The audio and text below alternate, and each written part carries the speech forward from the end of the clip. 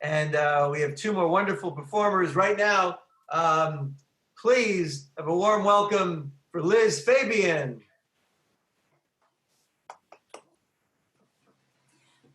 Hello, everybody. I was reading the New York Times a few days ago, and there was an article that was had the title of Organizing Your Face Masks. Caption underneath said, "Since masks are going to be a part of our lives for the foreseeable future, here are some ways to store and display them." Now, listen one more time to that sentence. The first part, masks are going to be a part of our lives for the foreseeable future. Well, it's really depressing. Second part, here are some ways to store and display them. To me, that sounds, I don't know, just inappropriately perky. Yes, New York Times, that's the takeaway from having to wear the mask, getting others to wear the masks, not seeing anyone's facial expressions, good or bad, and of course, the reason why we have to wear masks in the first place. I've been waiting months for an article about just this topic. Display your masks proudly. Know who's home and who's still out by counting, from a 6-foot distance, of course, the sweaty, smelly, snotty, personalized masks by your front door. So au courant. Use your spare income to buy some chic ear shape hooks, preferably monogrammed, one for each member of your family, plus an extra one for a possible but very unlikely and very unwanted guest who shouldn't be in your home in the first place, masked or otherwise, so forget about that. Here's a question I have about the New York Times. Do they purposely run these lifestyle features to piss people off? Many people have long suspected that that is indeed the case. It's kind of like ill-behaved little children who know even negative attention is preferable to no attention. Okay, moving on. Here's a fun activity for a rainy, COVID-y day or a super hot and humid COVID-y day, your choice. Actually, not really your choice because, you know, the weather. Also, it occurs to me, COVID-y could also make a very gender ambiguous name for a new baby. So here's the activity. Let's compose some haikus. You all remember them from middle school. It's 3 lines. First line has 5 syllables, second line has 7 syllables, and the third line has 5 syllables. No rhyming is required. Okay, let's go.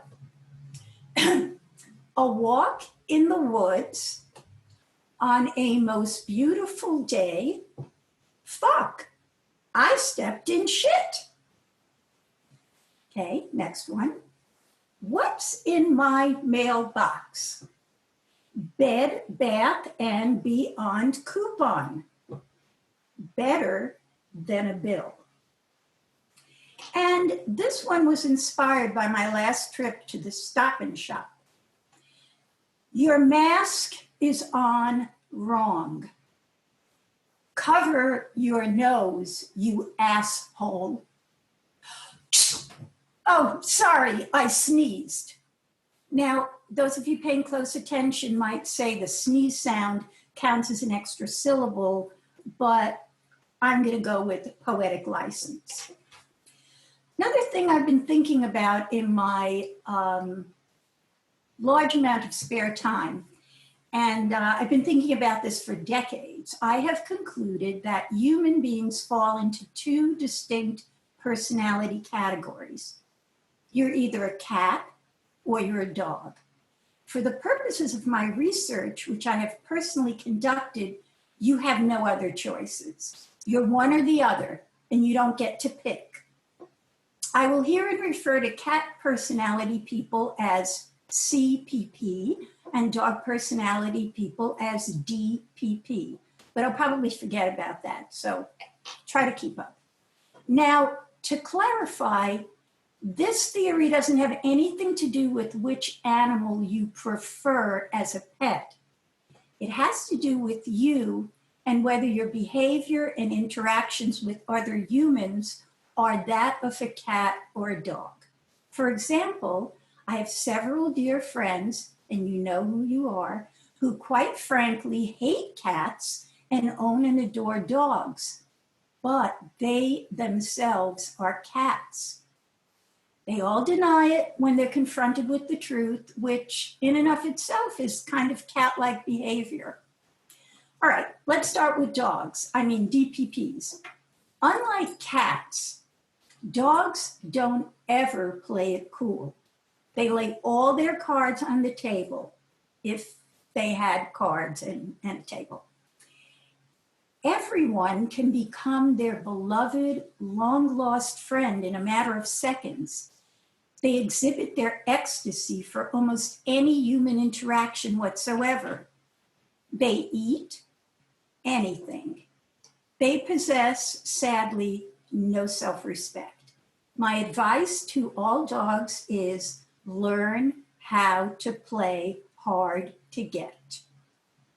Now, cats, they don't care what you think of them. They like to be the center of attention, especially if your attention is on your laptop or a book or a newspaper, and they're usually slow to warm up to new people. They most certainly do not heel, fetch, or shake hands. Some people who identify as cats, CPPs, find this a big turnoff and may say such things as, "Ease up, Fido. Get off of me. Do not lick me. Ugh, don't attempt to smell me. Oh God, you're peeing yourself now." Dog people, or DPPs, are the last ones to leave the party, staying for very prolonged goodbyes, somewhat like my Jewish relatives. As their cat spouse fumes in a corner, taps their toe, and looks at their watch. Cats, on the other hand, perform what is colloquially known as an Irish goodbye, which refers to a person vanishing from a social gathering or a bad date without so much as a farewell. Despite what many think, cat personality people are affectionate, but just completely on their own terms. What they like or don't like can change like that. They really keep you on your toes, your paws, as you try to guess how they feel at any given moment. You never will, and even if you did, it will change in an instant, unlike dogs, who are a much easier read. What room cats need to be in immediately can switch in an eye blink with no warning whatsoever. I really like that behind the ear massage. I love it. It's great. Purr, purr, purr. I love you. There's a brown paper bag in the kitchen. Get the hell off of me. I'm out of here. Just like dogs, cats are hysterically funny and very endearing, but also watch the claws. And you all know someone like this. And in the interest of full disclosure, while I don't try to pack my body into a 2 sizes too small Amazon box, and I've never actually shit in a box, I am a cat. Ask my husband. You have been warned. Thanks, everybody. Thanks, Liz. Great job, Liz. Liz Fabian.